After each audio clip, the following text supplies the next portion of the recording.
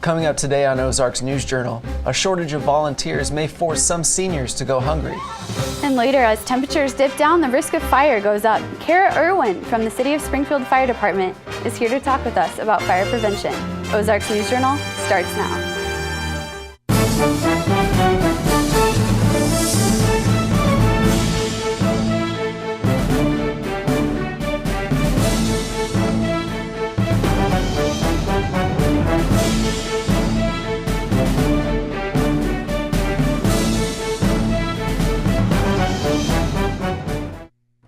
Hello and welcome to this edition of Ozarks News Journal. I'm Riley Bean. And I'm Kelsey McDaniel. Each week on Ozarks News Journal, we take an in-depth look at what's happening in our region.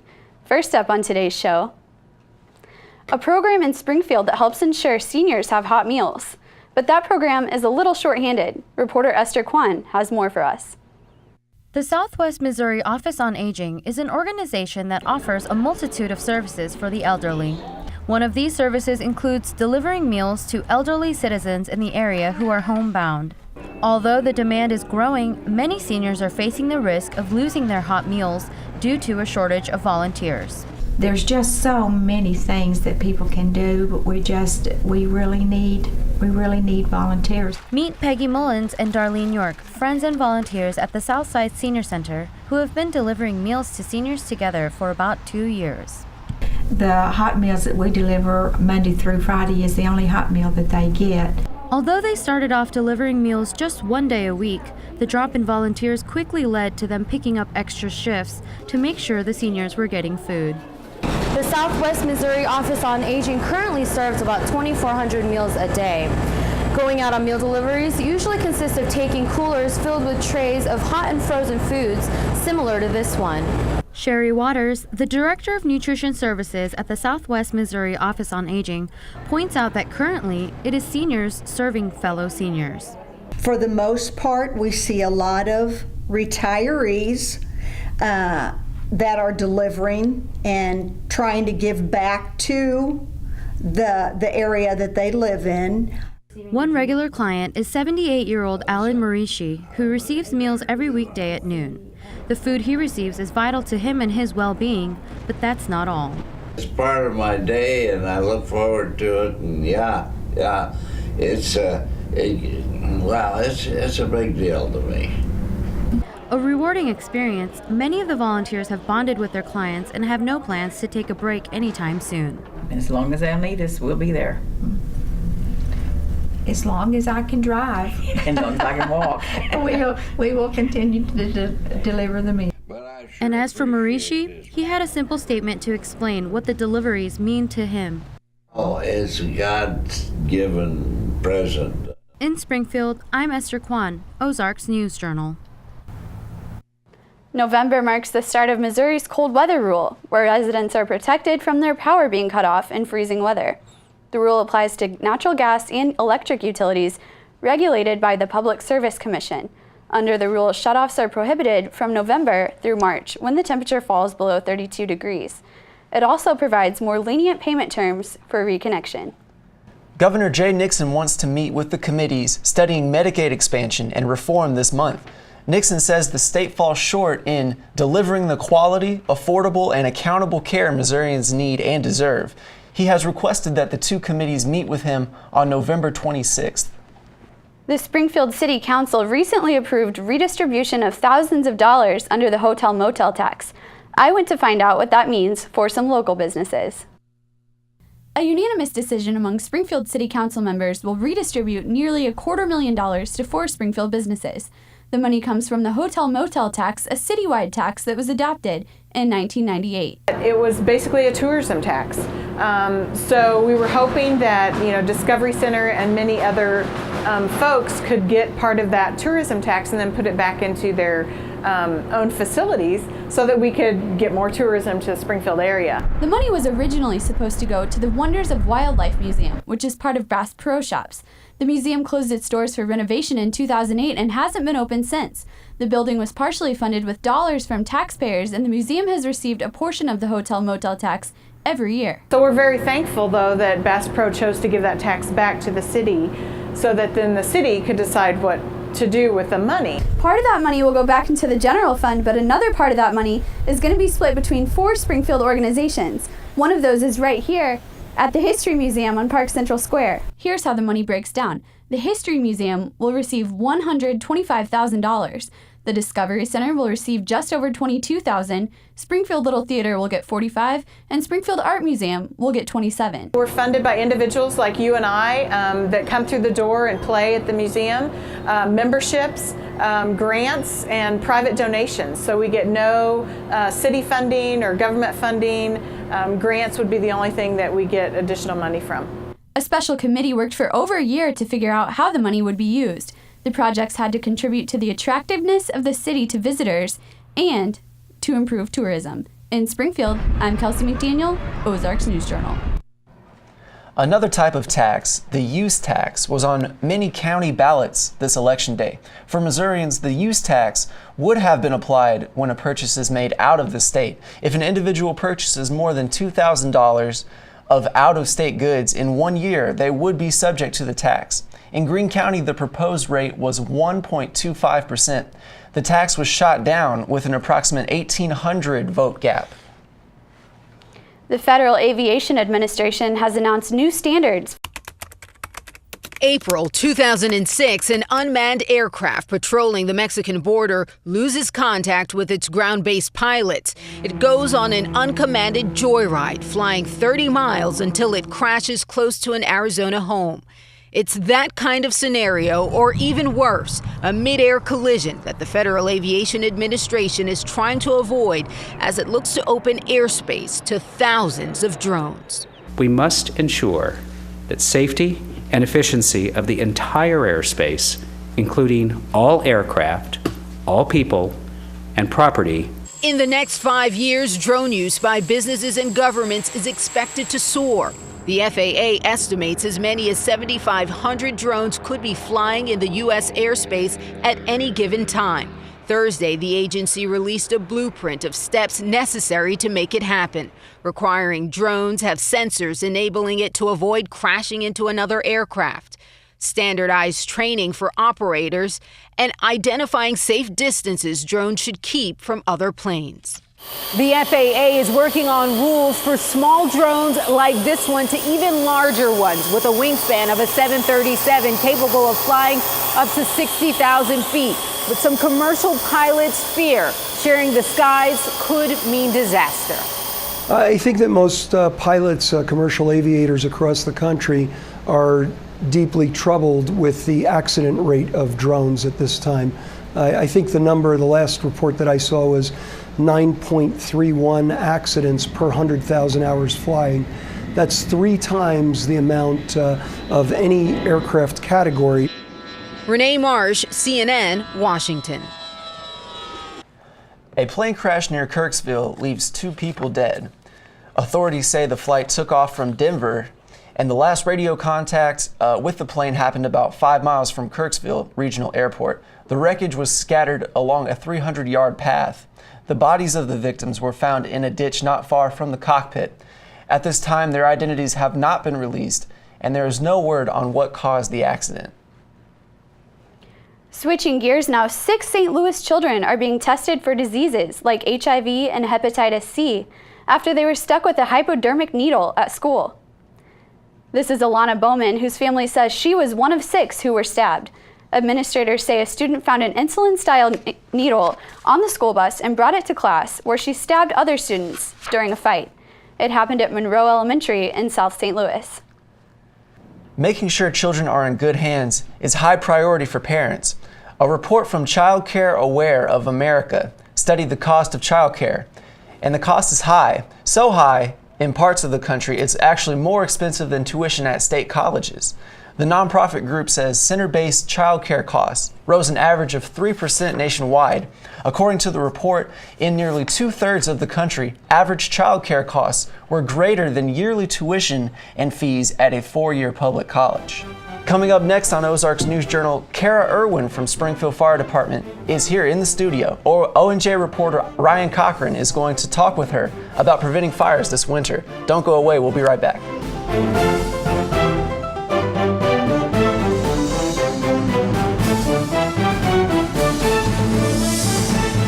Welcome back. Today we're joined by Kara Irwin from the Springfield Fire Department. Kara, we're glad you could join us today. Thanks for having me. So upcoming is the winter, and there seems to be a trend that fires tend to go up in the winter. Why exactly is that? Yes, we do start to see more fires in the wintertime, and that's because people tend to be indoors more.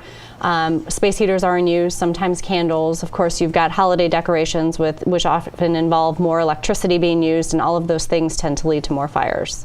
Okay. What can you kind of do to keep your house protected, and some helpful hints for our viewers? Well, it depends on the time of year, but with winter coming up, the biggest things we tend to see are problems with space heaters. The biggest thing to remember with space heaters is we want to make sure that we keep them at least 3 feet away from anything that can burn. And we want to make sure that we plug those space heaters directly into the wall and not into an extension cord or power strip. Typically, those space heaters just draw too much power in order for it to be able to handle it. So we want to make sure they're plugged directly into the wall. And never use more than 1 space heater at a time. We've had fires before where people had as many as 7 space heaters in their home. That's just too many. We want to make sure that we don't use more than 1 at a time. Candles, as I mentioned, is another problem during the winter.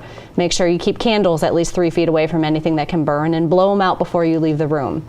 And the other biggie is careless smoking. And this is a problem we see all year round, not just in the winter time, but it is a big problem we see here in Springfield.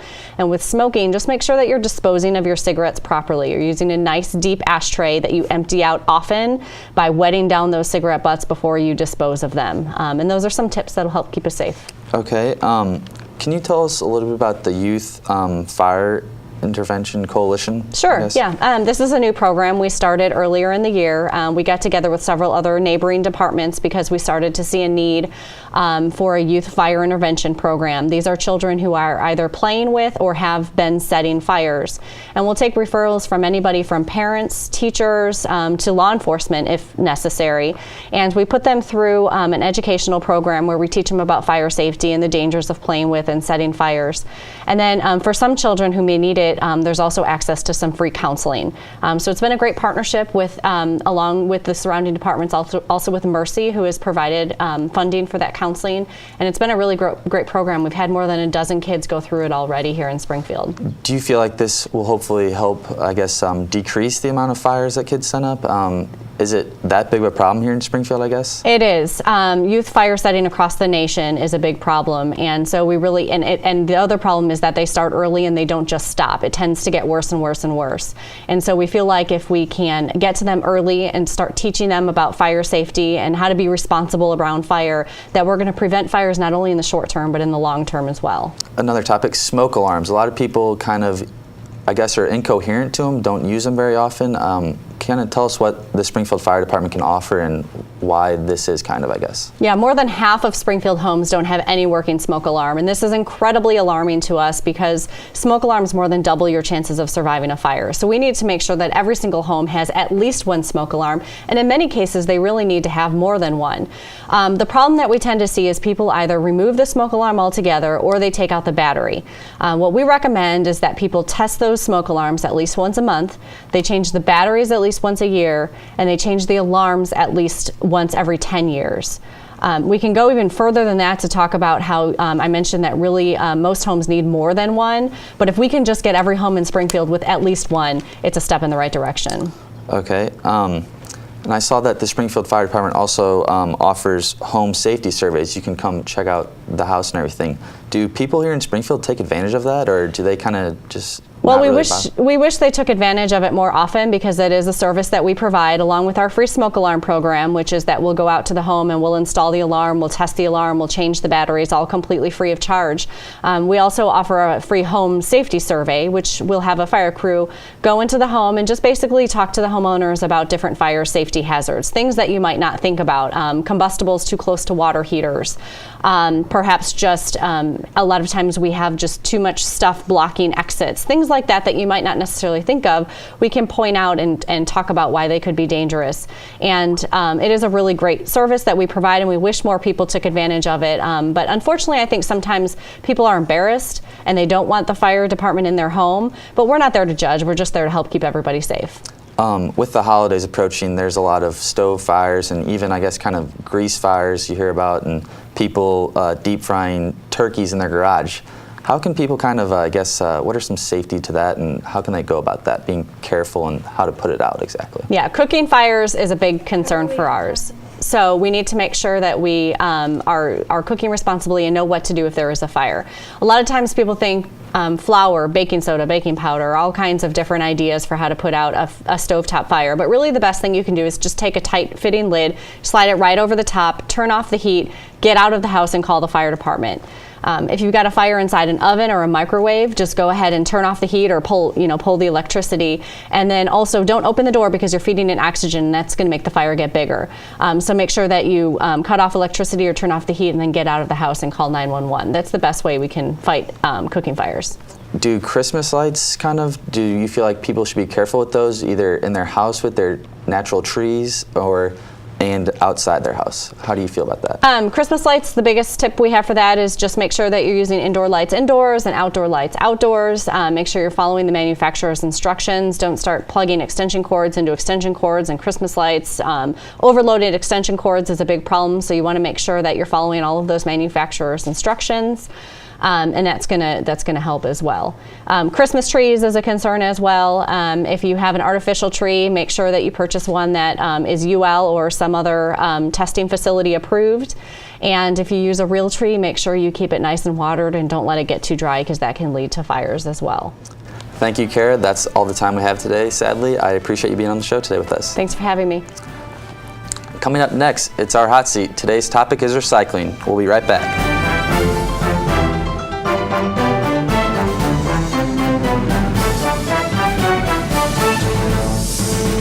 On Ozarks News Journal, we bring someone on the hot seat.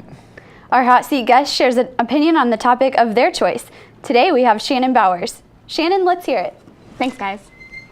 In order for the general public to recycle its waste more efficiently and effectively, there has to be an organized waste management strategy, and it all starts with stressing the importance of recycling on a daily basis, and I like to call this a life habit.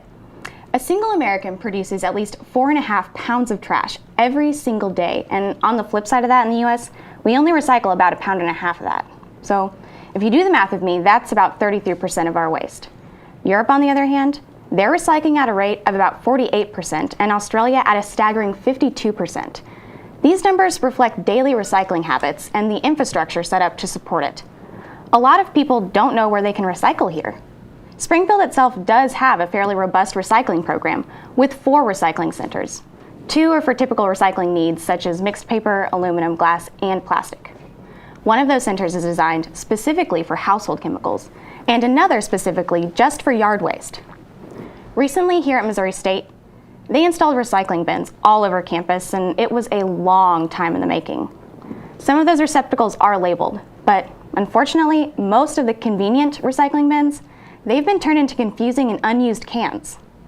I'm an avid recycler, so I can recognize when a bin simply has the 3 green arrow labels. It will take paper, plastic, and aluminum. However, since recycling is a new thing to Missouri State, I've noticed most students don't know what recycling means. They don't recognize it. Time after time, I notice students throwing away perfectly recyclable goods. To be put simply, we have a long way to go before we can even put a start in the dent of the trash epidemic that's upon us, and the Springfield Recycling Program so far has created 30 whole jobs in the sector. And if more people recycled, it could easily create more jobs on top of that, because recycling is a sustainable investment. Worldwide, the recycling waste sector is valued at between $7 and $11.5 billion. Part of having an organized waste management strategy, in this case, simply entails proper labeling so that everyone can efficiently and effectively recycle, creating more jobs and making it a nicer place to live. Shannon, one of my problems with recycling is that it's not very convenient, and I guess that speaks to your waste management strategy that you were just talking about. What is the strategy? How can we make this easier for people to do? Well, I mean, information. That's really what's key. Here on campus, we have quite a few of those recycling bins, and they have labels that are paper, plastic, aluminum. So, I mean, you know what to put in it. However, we also have those big green buckets. I don't know if you've seen those, and they have the 3 green air labels. But it just says recycling, so do you know really what to put in there, what not to put in there? So simply by having a label that said you could put paper, plastic, and aluminum there, I mean, it would make it easier for you to know what to recycle and what you can throw in there. I agree, that would make it much easier. Yeah. One argument that I hear a lot is that environmentally, recycling requires a lot of effort and it's just not really worth it. How would you respond to that? Well, I mean, I think this all goes back to kind of, this trash epidemic that I'm talking about. Our landfill, specifically here in Springfield, it's getting bigger and bigger by the day. Nobody wants to walk around with trash all around their feet. So, simply by reusing, reducing, and recycling, we can limit all that stuff. No matter how much effort you have to put into it, you're going to be getting much more back just because you're going to have a nicer place to live because there won't be as much crummy stuff around. Okay, thank you, Shannon. Thanks for your thoughts today. Thanks, guys. Up next, taking cattle and pigs to slaughter is common, but one plant is hoping to open with a different specialty.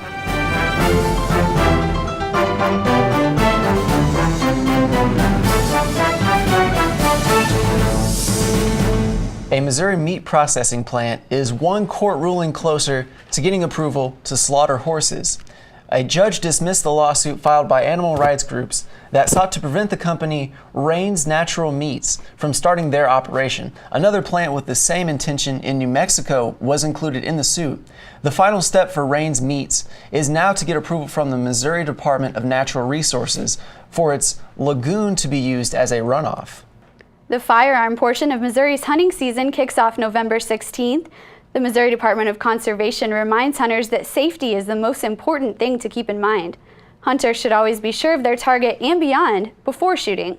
You should make sure your equipment is in good working order and always wear hunter orange. For more tips on hunter safety, you can visit the Missouri Department of Conservation website. Governor Jay Nixon is urging families to be more active outdoors. The 100 Missouri Mile Initiative challenges Missourians to complete 100 miles of physical activity by the end of the year. O&J reporter Erica Simpsch has more details. November is a big month for marathons. 13.1 to 26.2 miles is a lot of work. But do all marathoners run as fast as possible during a race? A Chicago-based study shows that performance actually depends on gender. The study shows that in a field where everyone tried their hardest, finish times would be spread out evenly.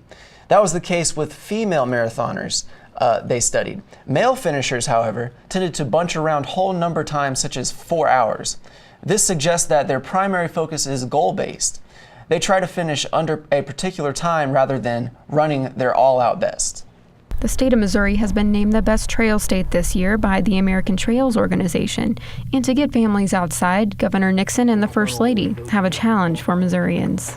The governor's 100 Missouri Miles initiative challenges Missouri families to complete 100 Missouri miles of physical activity by the end of this year. I've logged over 500 miles, and I think altogether Missourians have logged over 1 million miles. State of Missouri employee Dustin Young stays active, but has found that this program is a good motivator.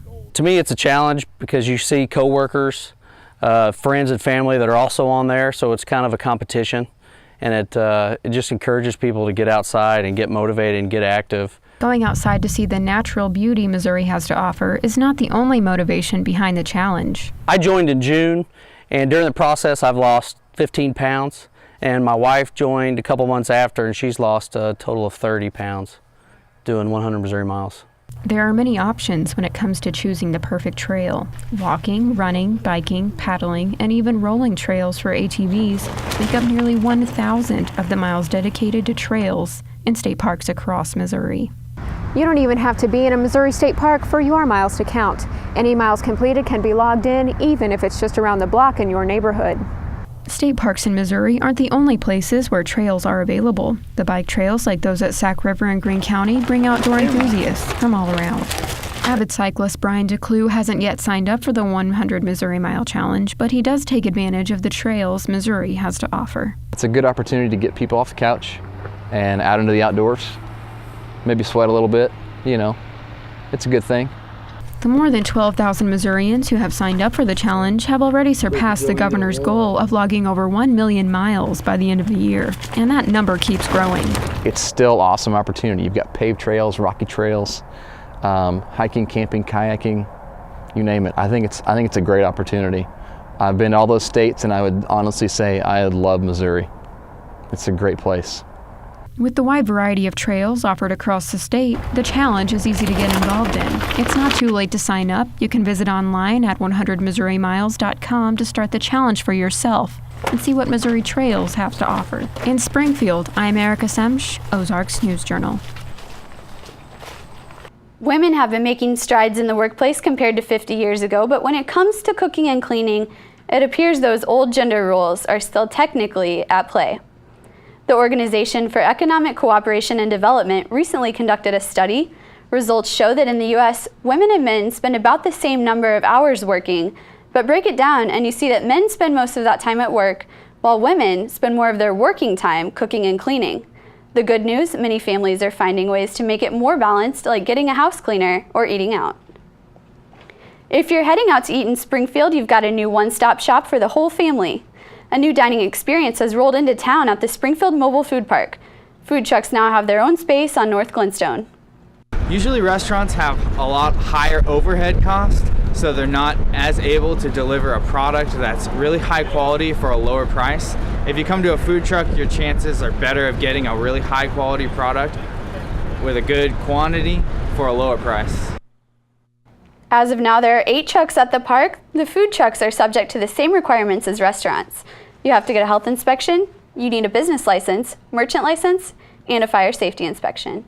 A new FDA report says 12% of spice imports into the U.S. are contaminated with bug parts, rodent hair, and other unappetizing ingredients. The study also found 7% of the spice imports inspectors examined were contaminated with salmonella. The amount of filth the FDA found in imported spice was twice that found in other kinds of imported food.